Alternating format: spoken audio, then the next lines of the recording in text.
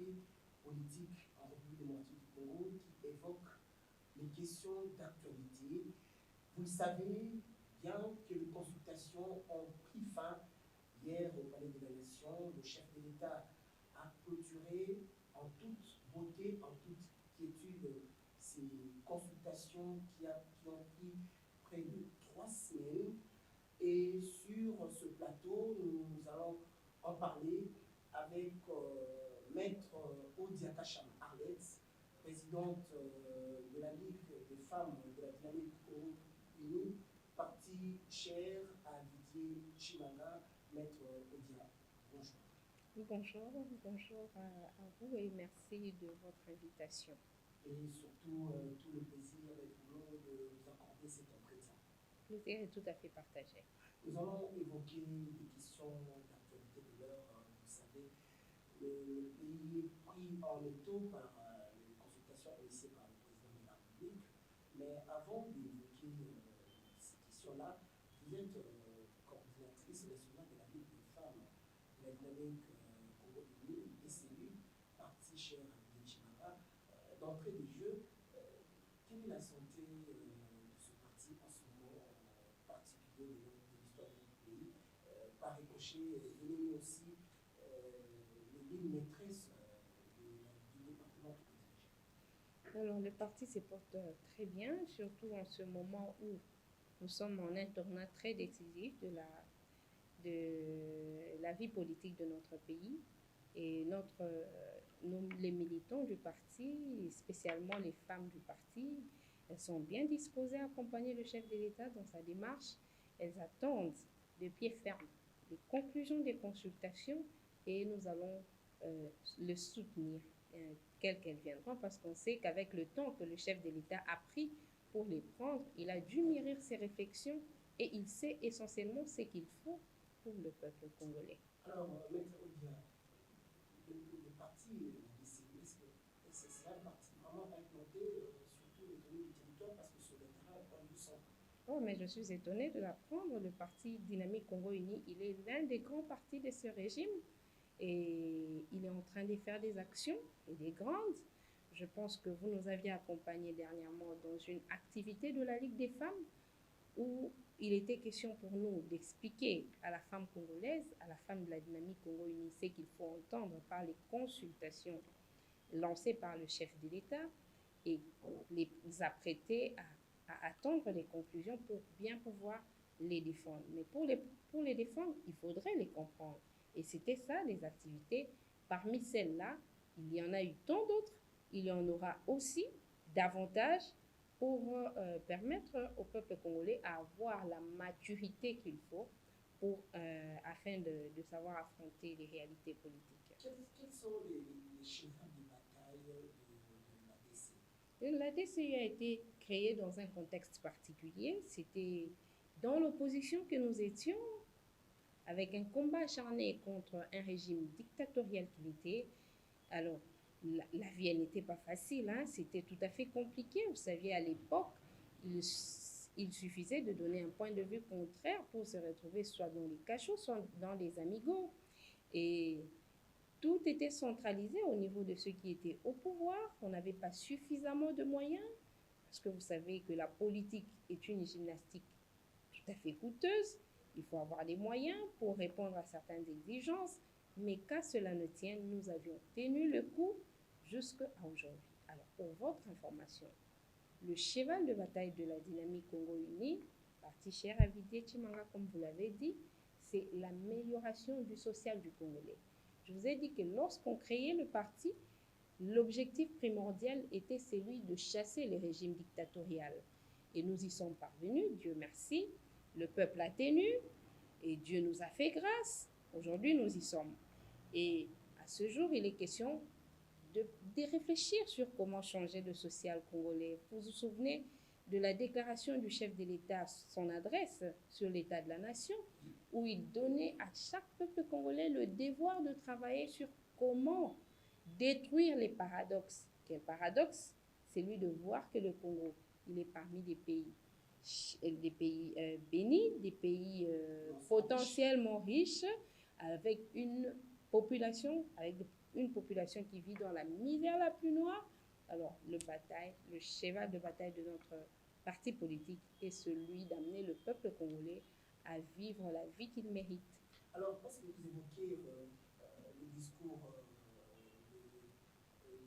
sur l'état de la nation du chef de l'État avant de prendre des consultations, vous vous souviendrez que le président avait parlé, avait décrété l'année 2020, l'année de l'action. Lentement, mais sûrement, nous sommes en train de finir cette année. Est-ce qu'aujourd'hui, le Congolais peut dire que cette année a été vécue comme une année d'action? Bien sûr que ça a été une année des actions et d'ici la fin de l'année, ce sera encore des très grandes actions. Vous pensez que convoquer les consultations nationales, ce n'est pas une action? Qui voyait venir cela? Si ce n'est que dans la pensée du chef de l'État, c'est une grande action, c'est un grand tournant politique. Et nous allons ressentir les retombées de cela. Le chef de l'État nous dit combien il tient la situation du peuple congolais à cœur. Il faudrait des grandes actions comme celle-là, celle des consultations politiques que personne n'attendait.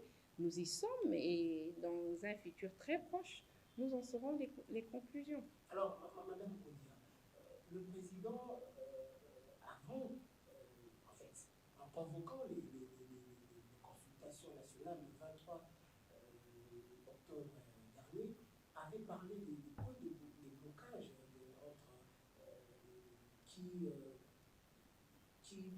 les points de blocage qui paralysaient le pays. Il avait énuméré un certain nombre de blocages qui paralysaient le pays 2 ans après sa prise de fonction.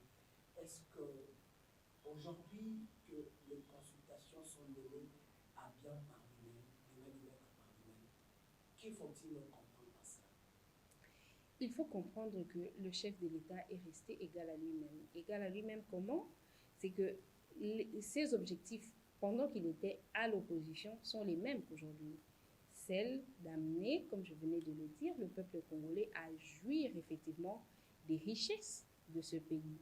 Alors, à un certain moment, il s'est buté à des blocages dans l'administration du pays, en fait, dans l'appareil étatique. Il fallait s'arrêter, mais il faudrait du courage pour le faire.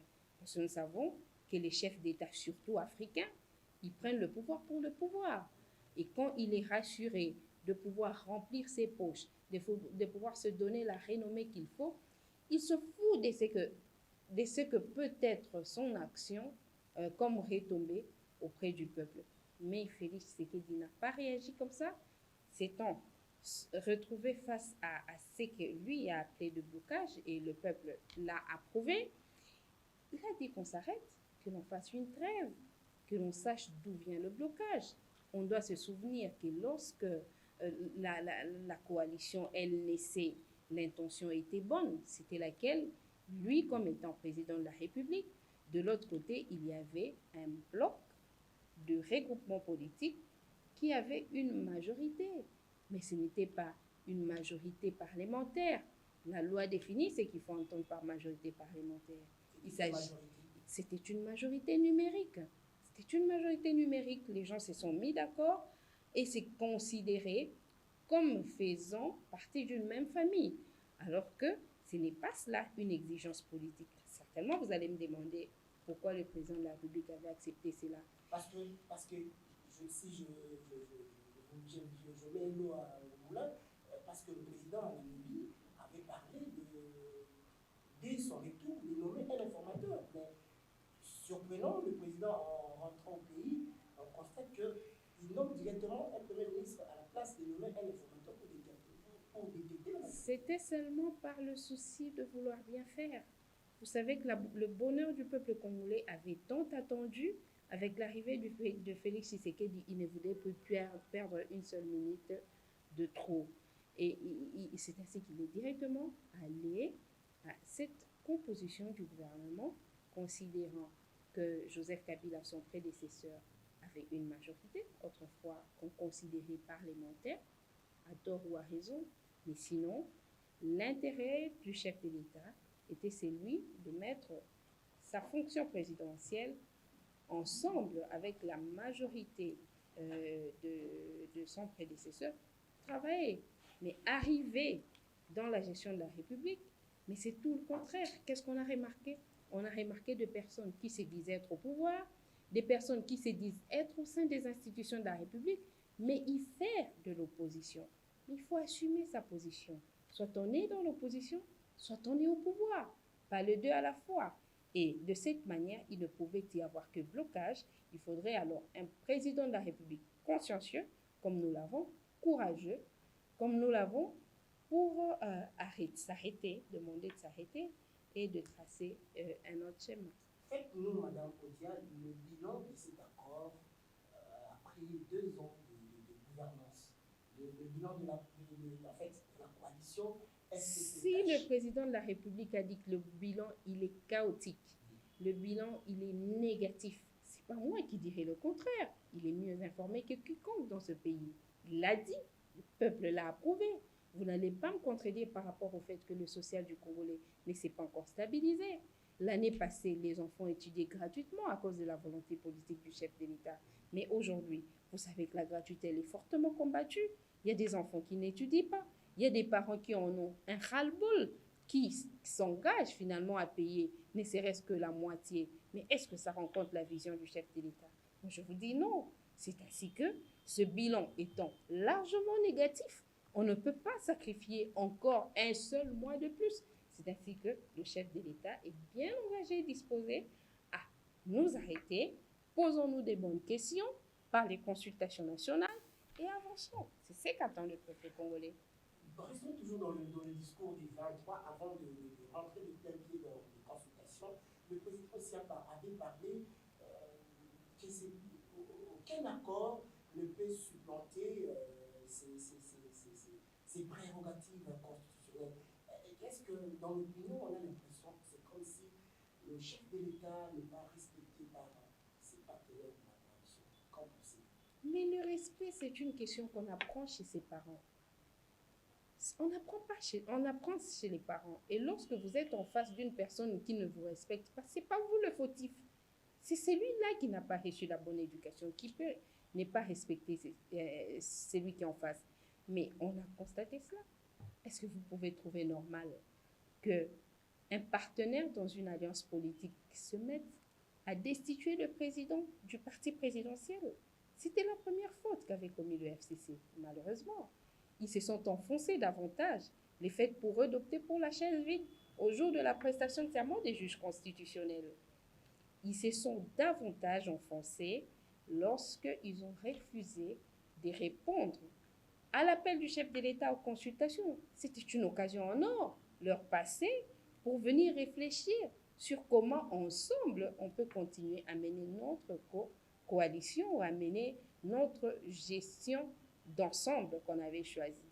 Mais malheureusement, ce n'est pas ainsi arrivé et la République ne peut pas s'arrêter. Alors qu'on arrive au 2 novembre, le président lance les concertations et on voit les politiques, les diplomatiques, les personnalités de la société civile, près de 3 semaines, le président est en train de mener, de main de maître ces consultations lui-même à la baguette. Est-ce que, selon vous, on peut parler d'une réussite? Bien sûr, la réussite des consultations elle est inévitable. Je sais que c'est une responsabilité assez risquée, mais il y a des risques qu'il faut absolument prendre. Il y a des risques face auxquels on doit absolument s'élancer. Il n'y a rien pour rien. À vaincre sans péril, on triomphe sans gloire. Il a fallu que l'Israël passe par ce désert pour arriver à la terre promise. C'est à cela que nous tendons. Vous allez vous souvenir que le chef de l'État a opéré un choix. Il était question de faire partir un régime dictatorial. Et pour le faire, il y avait un choix à opérer. Entreprendre les armes et continuer dans une lutte non violente. Et lui a continué jusqu'au bout. Mais qui crut que par une lutte non violente, Kabila et ses acolytes seraient aujourd'hui mis en difficulté? Là, on doit dire bravo au chef de l'État. Et c'est à cela que nous y sommes arrivés, mais simplement par la volonté politique du chef de l'État, mais aussi par l'accompagnement sans atermoiement du peuple congolais. Beaucoup d'opinions se sont dégagées au cours de ces consultations. D'autres parlent de la réqualification de la majorité parlementaire, d'autres, certains parlent de la dissolution du Parlement, d'autres parlent de la fin de la coalition. Est-ce que ce n'est pas trop risqué, quand vous parlez de risque, que le président se sépare d'avec son partenaire privilégié, Joseph Kabila? Je venais de vous dire que le succès du chef de l'État aujourd'hui n'est pas seulement lié à sa volonté politique, mais bien plus à l'accompagnement de son peuple. Si c'est un risque qu'il faut prendre, mais avec le peuple, vous savez que c'est de lui que nous tirons le pouvoir. Et s'il est engagé à accompagner le chef de l'État, il n'y a pas de crainte à avoir. Parler de la réqualification de la majorité, je ne sais pas ce que vous entendez par là. Parler de la réconfiguration, je ne sais pas non plus ce que vous entendez par là. Mais ce que je vous ai dit, c'est que dès le départ, il n'y avait pas été nommé un informateur qui n'avait pas pu identifier une coalition, parce que nous étions déjà dans l'hypothèse où il n'y a pas de majorité parlementaire. Quelle est la conséquence? La conséquence, elle est simple. Elle est que, en fonction de l'article 78 de la Constitution, le chef de l'État va nommer un informateur. Cet informateur ira identifier la coalition qui va accompagner le chef de l'État. Qu'est-ce qui est concrètement le travail d'un informateur? Le travail d'un informateur, c'est le fait qu'il aura entre ses mains la liste de tous les regroupements politiques à l'Assemblée nationale. Il va entrer en contact avec chaque regroupement politique, avec des questions précises. L'informateur n'ira pas demander aux gens, tu es du FCC ou du CACH ou de la MOUCA. Non, l'informateur ira demander, tu es à l'opposition ou tu es au pouvoir. C'est une question simple. Si tu n'es pas au pouvoir, ça veut dire que tu es à l'opposition. Mais si tu es au pouvoir, on vous demande, on sait voir, vous avez combien de députés? Ça vaut quel poids politique? Ce n'est pas une façon de partager le gâteau. Non, c'est la Constitution qui le dit, que à l'article 78 et même à l'article 91, pour dire comment le gouvernement se constitue. C'est en fonction de la représentativité nationale, c'est en fonction justement du poids politique au sein de l'Assemblée nationale. C'est ainsi que le travail de l'informateur sera d'aller auprès des regroupements politiques. Vous avez combien de députés? Vous choisissez d'être à l'opposition ou d'être au pouvoir. Alors, puisque vous avez un tel nombre de députés, vous avez droit à autant de ministères, à tel et à tel autre ministère. C'est à vous de faire le choix. Si vous dites qu'en dépit de ce que nous pouvons avoir comme avantage d'avoir des ministres au sein de l'Assemblée, nous faisons l'opposition, c'est un choix républicain. Vous allez le faire et le chef de l'État va accompagner avec qui veut l'accompagner. Donc, on dit que le chef de l'État ne pouvait pas. Lui-même fait partie de la crise, hein, comme disent certains. Hein, le chef de l'État lui-même fait partie de la crise et ne pouvait pas convoquer ces consultations parce qu'il y a, au lendemain des élections de décembre 2018, il y a eu une crise qui s'installe. Il y avait la MOUCA qui réclame la victoire aux élections et la coalition FCC-CACH. Mais que peut-on comprendre quand on voit que certains n'adhèrent pas à cette logique-là, par exemple la MOUCA et FCC qui disent que le président lui-même fait partie de la crise? Ça veut dire justement que la nation est en train de vivre. Et dans la vie d'une nation, il y a une opposition, il y a une majorité. Ce n'est pas que lorsque un acteur politique ou un parti politique, un regroupement politique est dans l'opposition, c'est qu'il ne travaille pas pour l'intérêt de la nation. Faire opposition, c'est aussi ça, participer à la vie de la nation. Mais ce que je ne veux pas que vous avancez, c'est dans l'idée de comparer la situation d'Étienne Tshisekedi avec celle de Martin Fayulu. Pas du tout. Étienne Tshisekedi. Est-ce qu'un médiateur ne serait-il pas un médiateur international ne pouvait pas venir mener ces consultations en place parce que le président lui-même fait partie de la crise? Non, mais le président, il va faire partie de la crise. Comment? Parce que la Constitution de la République fait de lui une institution. La Constitution de la République lui met au-dessus de la mêlée. Il est au fait un arbitre. C'est l'article 69 de la Constitution qui le dit. Comment il serait là pour créer un problème? À moins que vous me dites que Dieu lui-même va laisser son trône pour venir arbitrer. Mais puisque sur terre, il a donné au président de la République ses attributions d'arbitrer les institutions de la République pour leur bon fonctionnement, c'est ainsi qu'il est en train de jouer son rôle. Il n'y a pas le sexe des anges à chercher à savoir, mais sinon, pour nous et pour le peuple dans sa grande majorité, le chef de l'État joue pleinement son rôle et il va s'en sortir. Le président a dit qu'il est en train de recueillir les avis des uns et des autres, des acteurs sociopolitiques les plus représentatifs, afin de créer une union sacrée de la nation. Maintenant que nous sommes à la fin, et vous avez été reçu par le chef de l'État, quand je dis vous, la DCU, quelle sorte de proposition avez-vous fait au président? Vous, la DCU? D'abord, il était question pour nous de réaffirmer notre soutien indéfectible en la personne du chef de l'État et en sa vision. La dynamique Congo-Uni est un des grands partis de ces régimes. Je vous l'ai dit, nous avons ensemble souffert dans l'opposition, nous sommes aujourd'hui au pouvoir. C'est vrai qu'on n'a toujours pas tous les moyens qu'il faut, les moyens techniques, les moyens matériels, ça s'obtient avec le temps. C'est maintenant que vous allez effectivement sentir de quel bois la dynamique Congo-Uni se chauffe. Mais je peux vous rassurer que la dynamique Congo-Uni a pleinement joué son rôle auprès du chef de l'État. C'est lui aussi d'apporter vers lui les aspirations profondes du peuple, les encouragements du peuple, à lui dire qu'au sein de notre base, les peuples vous demandent de continuer sur votre lancée. Le peuple vous rassure qu'il va accompagner les conclusions de vos consultations et qu'il n'y a pas de crainte à avoir. C'est tout ce que nous sommes allés dire au chef de l'État, qui nous a rassuré que dans un futur très proche, il prendra de mesures qui vont répondre fondamentalement aux desiderata de son peuple. Pendant ces consultations, votre partenaire, quand je dis le FCC, a tenu 2 réunions, Safari Beach,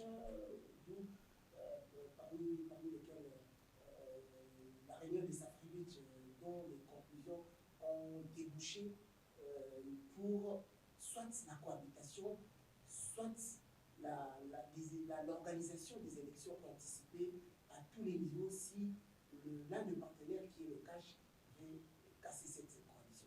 Qu'est-ce que ça vous inspire?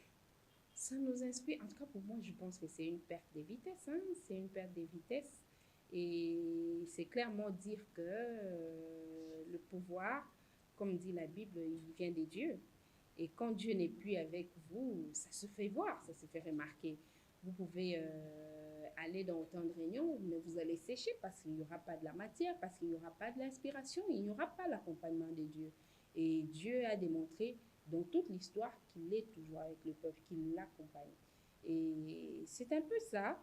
Nous, comme vous, de la presse, avions tout le temps été dans la soif de savoir ce que sont les résolutions de différentes réunions, et même des retraites politiques qu'ils ont y atteignées. Mais à cela, on a simplement compris qu'ils étaient maintenant à court d'arguments et à vouloir forcer, on peut casser. C'est ça le problème. On doit seulement... Vous sous-estimez le PPRD? Non, c'est plutôt le PPRD. C'est une machine à broyer, vous savez. C'est plutôt le FCC dans son ensemble qui a sous-estimé Félix Tshisekedi, qui a sous-estimé le peuple congolais. Parce que, bien entendu, il ne connaissait pas ce que c'est le pouvoir du peuple. De l'autre côté, autrefois, c'était avec des armes qu'il le neutralisait. Mais alors, maintenant que nous, le peuple, combat à armes égales, vous voyez que ça n'a rien de pareil qu'autrefois. Et le peuple est vraiment disposé à les mettre hors état de nuire. On est en train de terminer, peut-être 2 ou 3 questions pour terminer cet entretien. Qu'est-ce que la population peut attendre de discours que va annoncer très prochainement le président de la République, en recueillant vous qui êtes une acteur politique de grande renommée ici dans notre pays, une avocate chevronnée, qu'est-ce que la population peut retenir, peut attendre à l'issue de ces consultations qui ont pu faire? Vous savez que le chef de l'État parlait de l'état de la nation, sur l'état de la nation. Il revenait sur les faits qu'il n'avait pas d'interlocuteur au sein de l'opposition jusqu'ici. Il n'y a pas été désigné un porte-parole de l'opposition. Et c'est ce que les peuples attendent. Il veut que les partis s'identifient soit au pouvoir, soit dans l'opposition. C'est que vous avez reproché hier à vos partenaires pour le fait aujourd'hui, Quoi? Le fait le débauchage. Non, on ne fait pas. Vert, là. Non, ça répandu aux 4 ans, hein? Ça passe, ça, tout sauf ça, hein, tout sauf ça, je ne vois pas. Sinon, si on avait autant d'argent pour corrompre, on aurait d'abord utilisé ça pour bien organiser nos partis. Nous avons du mal à nous tenir et nous sommes en train de travailler pour y parvenir. On n'a pas de l'argent à les gaspiller. Et je voudrais dire que c'est par rapport aux avantages constitutionnels que présentera l'informateur aux différents regroupements politiques, que ceux-ci opéreront le choix, soit celui d'aller au pouvoir, soit celui de rester dans l'opposition. Comment voyez-vous la RDC, le Congo, après le discours de Félix Tshisekedi? Il va revêtir de sa plus belle robe. Il va rayonner de mille feux parce que il y aura cette volonté politique qui a manqué à nos dirigeants pendant plusieurs années, que l'on sait aujourd'hui retrouver dans notre chef de l'État. Il y aura un ordre politique clairement établi. Il y aura des responsables politiques qui seront porteurs de la même vision que le chef de l'État à l'œuvre pour répondre, comme je venais de le dire, aux idées. Ça, c'est si vous comprenez les prochaines alliances, comme le fait de casser avec le FCC pour aller renouer avec Ensemble, AFDC ou les autres. Non, le président ne se mettra plus dans des conditions de signer des alliances avec des individus. Il s'est mis au-dessus de la mêlée. C'est l'informateur qui va constituer cette... Je vous ai dit qu'il devrait passer par là. Le président de la République est passé par l'humiliation. Vous savez combien de ministres ont eu à manquer du respect au chef de l'État? Mais c'était un choix qu'il a opéré. Il a préféré être humilié, mais pourvu de ne pas passer par la prise des armes pour amener le salut au peuple congolais. Le dernier mot, c'est d'abord celui de vous remercier de votre visite. Les échanges ont été fructueux. Ça permet au moins à notre peuple de comprendre comment la nation se conduit, comment elle devrait se conduire. J'appelle tout le peuple congolais, spécialement les femmes de notre pays, à accompagner le chef de l'État, à attendre de pied ferme les conclusions des consultations, à s'en approprier et à les accompagner. Ainsi, notre pays reverra ce plus beau jour. Bien dit. Merci beaucoup, Maître Odia Kachama Arlette, de vos éclairages, de vos éclaircissements par rapport à la situation politique en RDC. De tout cœur, le magazine en toute vérité vous dit merci. Je vous dis également merci. Et voilà, c'en est fini pour aujourd'hui, Madame, Messieurs. C'était un réel plaisir de vous avoir sur nos écrans. Ce magazine en toute vérité vient de se terminer. Nous avons reçu pour vous Maître Odia Kachama Arlette, qui est la coordinatrice nationale de la Ligue de femmes de la DCU, la dynamique Congo Unie Parti Chien à Tétima. La suite au prochain numéro.